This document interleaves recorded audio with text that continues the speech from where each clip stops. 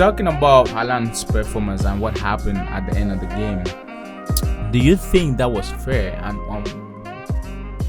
what would happen in the referee's head to end the game when obviously prior to the last action he had given an advantage for the game to keep going on, and then suddenly you end the game and knowing well, because and this is weird because that's such a debutant move, that's such a novice move, because in all my life of watching football, when an action is being played, even when it's at the last minute or even exceeded the last minute, and the ball and that action is being played in where there is a potential goal, the ref never stopped that action. Never. And it was such a delay on the whistle as well. You could tell that he was uncertain of what he was doing or what he should do at the same time.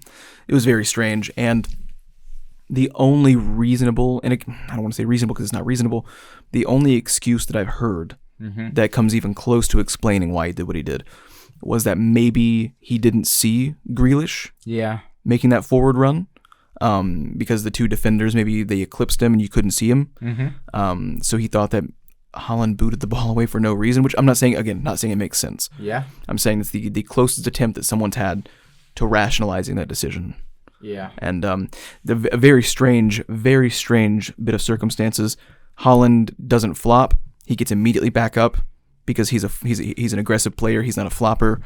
And he makes a great pass over the top. Yeah. Grealish has two defenders behind him, about to have a one-on-one with the keeper, and the referee just assumes that the play is dead.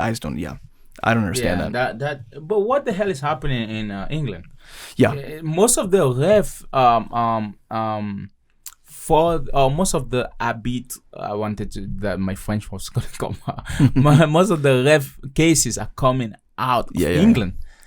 Most of the time, and you have all these leagues, although they have their own problems, but every single week there's always something about refereeing. Every single week. Yeah. So and it's like the only thing that you really see in the Champions League, maybe you see some soft penalties. You see some handball calls where at the domestic level they're probably not calling them. The arm is in a natural position, like a running position or whatnot.